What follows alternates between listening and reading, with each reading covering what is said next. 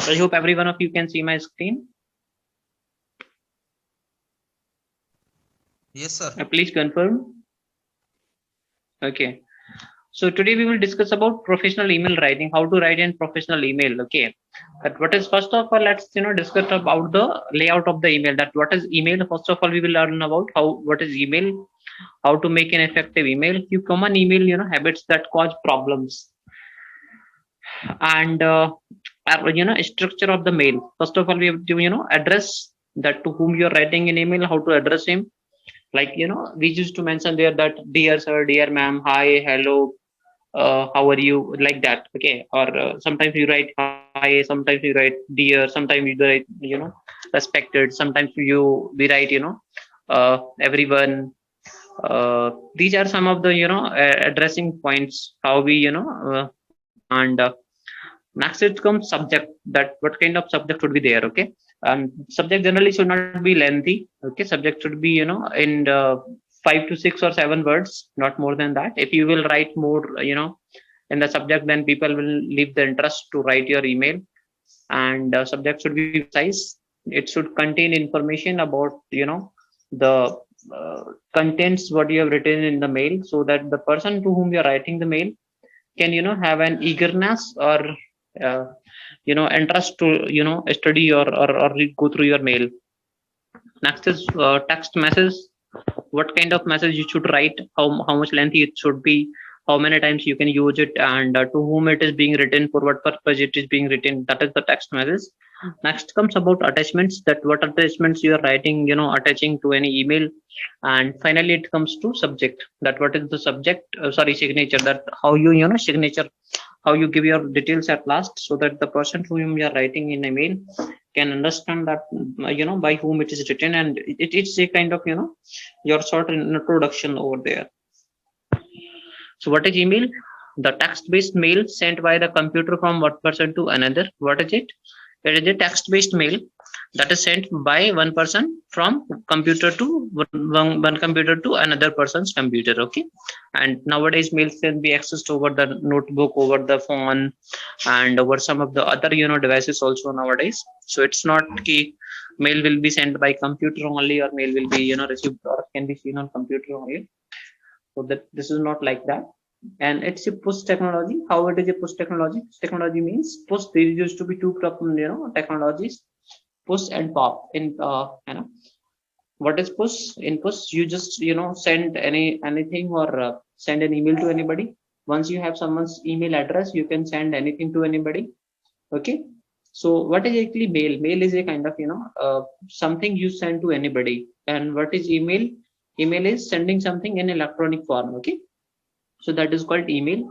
And email do have its on legalities. If you send something to anybody over the mail, then it's illegal. Okay. It's legal. And if you cannot make any kind of false commitment. If you do so, then you would go or you would have to go through some legal circumstances, or legal formalities, if you will not do that all things. It's like we issue a check to anybody, so that check is not exactly the funds are not there.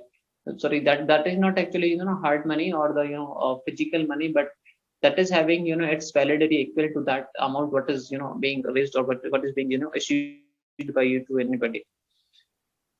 And it's one to many and almost free. What you can do, you can write an email to anybody. Okay. So it's one to many, or it's almost free. There are no cost involved in writing an email to anyone. But yes, there are some subscription charges for any specific account. Say for example, you take an account of Gmail, and that professional Gmail does charge something for per account. That charge is there. That is but yet that is almost free. Not it's not like a text message you send through your SIM card. You send a text message and it is charged. Say for example, 1 paise, 2 paise, 20 paise, 30 paise, 1 rupee, 2 rupee, whatever the cost it would be. But it's not such in the case of mails. That mails can be sent to anybody, anyone, without any charge. Next comes mute yourself. There is someone who has who is on unmute mode. Kindly mute yourself. Next comes how to make an effective mail, how you can make an effective mail. So for this, first of all, selecting your audience correctly, that to whom you are sending an email, you should select gauge of your audience correctly, so that the message to whom it is intended can be received by him only. Using distribution list, what you can do is you can use distribution list so that your message can reach to the concerned persons, that also at one time, in one time too many. Okay. Next comes composing your message. What you need to do is, while composing your message, you need to make the heading meaningful heading, or the subject line, we can say. Sometimes you can write the subject line as well as you can keep a heading also in your mail.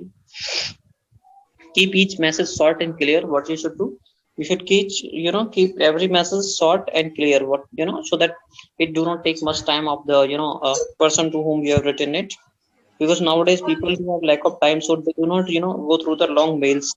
So always keep the mail as much short as you can, and the mail should be in such a written in such a way so that the whatever you're trying to convey, that can be conveyed, and the content should be quite tactful. Okay. Next comes to start each message by stating its purpose or context. What you should do, you should start each message by stating that its purpose, what it is written to. Okay. It's not key you just write something and you don't know about the purpose, that how and why it is being written. Okay. Few common email habits that causes problem. What are the some common email habits that cause problem while writing an email? Because changing the topic without changing the subject. Sometimes what you do is you do not change the subject, but you do change the topic. Okay. Like you're writing something else in the mail subject, and you're writing anything else in the content of the mail, so it should not be there.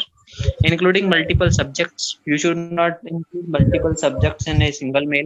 So for example, you're writing an email to someone. Okay. You want to say for example, you want to say, or you want to give a message that, uh, hi Mr. Ravi, you are shortlisted for further round of interview. Okay. At the same time, you are saying, uh, you are also being considered for that profile. So it should not be there. Okay. You should one thing for one time. Or disaddress recipients, always try to keep the the right recipient list. Sometimes some email addresses used to be obsolete or are not of any use. That generally becomes in case of someone either have closed an account, Gmail account, Yahoo account, or Outlook account, any kind of account that would be. And sometimes such is happened in case of if you are in any company and you leave your job. In that case, what happens, your email address that gets changed. Okay. So always try to send message to only those people to whom it is intended to be sent. Displaying address of the recipient who are a stranger to each other. What you should do, you should display, you should not display addresses of all those recipients who do not know each other. Okay. Like what you can do not to do so is, you can keep the masses or keep the strangers in BCC, blind carbon copy. Because if you will send something in blind carbon copy, then the persons to whom you are sending email at one time will not come to know that to whom and whom this mail is sent. Okay. Apart from any individual. So next comes replying versus forwarding. What is it? It is simply you are replying to anybody, it means from whom you have Uh, anyone there is on unmute mode. Kindly mute yourself, please.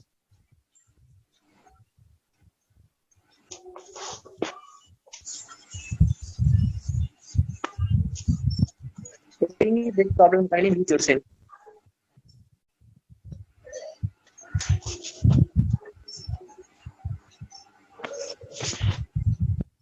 Okay, so replying means you need to reply something to the same person. But what do we mean by forwarding is forward messages to someone else containing all the information, including the attachments also. Okay, so if you want to include attachments while replying, okay, in that case, what you should do is you should forward the mail to the same person to whom you are going to reply it. Okay.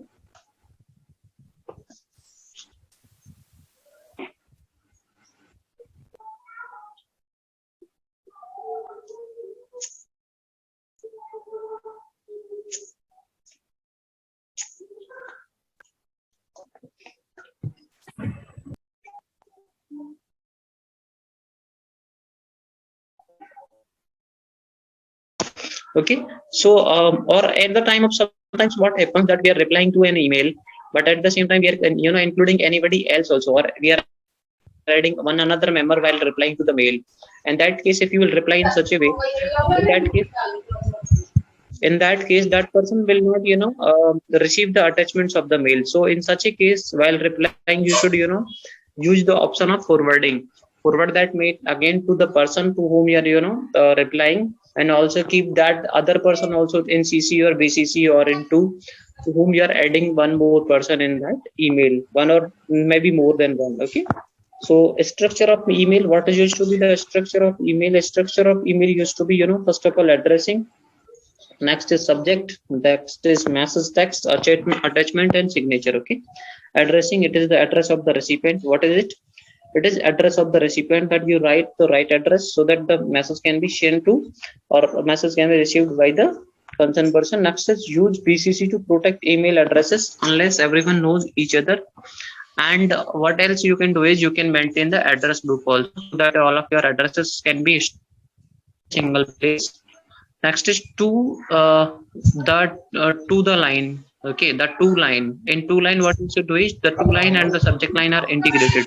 What is it? Both of these lines are integrated. Each individual on the two line is responsible for taking the action. What is it? The person to whom you're writing the message or the mail, he need to take action. And the persons who are in CC, they are just they are just copied to keep them informed. If you're writing something in that is the person to whom it is BCC and to whom it is should not know about the.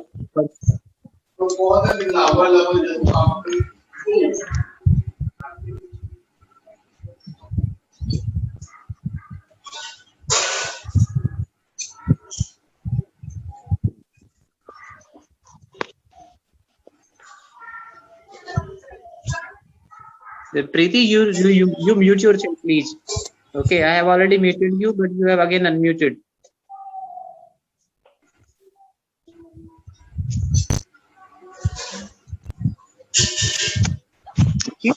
Next is individual whose work is indirectly affected by the communication should be included in the CC line. Okay. Next is BCC. Use the BCC field sparingly. In general, it's best not to use the BCC line to slightly escalate matters. There is always a chance that individual on the BCC line could hit reply all and unintentionally reveal that the matter was escalated. Okay, so use it very carefully, because the person to whom it is BCC'd can hit a reply to all. In that case, it will be a problem, and it will be considered that matter was escalated. Okay, so always try to keep yourself very aware of writing in. Keep yourself aware. Next comes subject. So the subject should be very precise. Headline of for the masses. Make easier to handle of email. Avoid sending emails with no subject. What you should do? You should avoid sending email. It will leave a bad impression. Next is ineffective subject lines. What could be the ineffective subject lines? You mentioned date and time, question, meeting. These are some of the ineffective subject lines. Now it is example of effective subject line. Party planning meeting rescheduled for 3 p.m. Okay. Then you are sending it at 9:17. Help, I can't find the draft for the Smith paper. You are writing at this time. Okay. Reminder.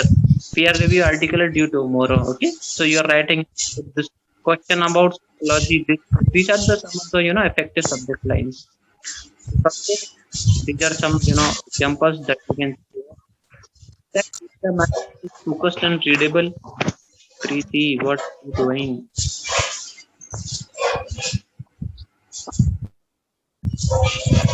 What happened, sir?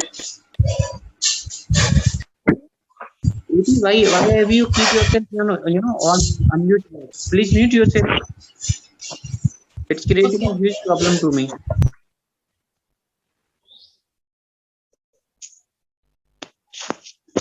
Okay, next comes message text. Keep the message focused and readable. What you should do? You should keep the message focused and readable so that everyone can read it and it should be focused on the think what you are trying to convey. Okay, keep it short. You should try to keep it as much short as it can be, but it should not be that short also that you are not, your message is not able to convey it.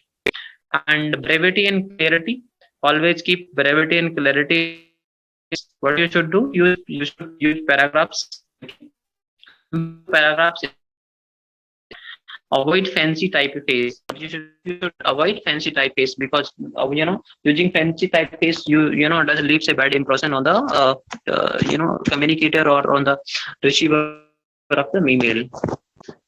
Next comes message text, that is continue to hit. Use star to highlight text if you must.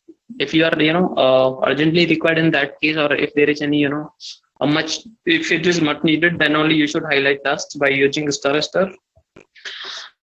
Write in a standard professional English with capitalization and correct spellings. Okay, quote back using contests.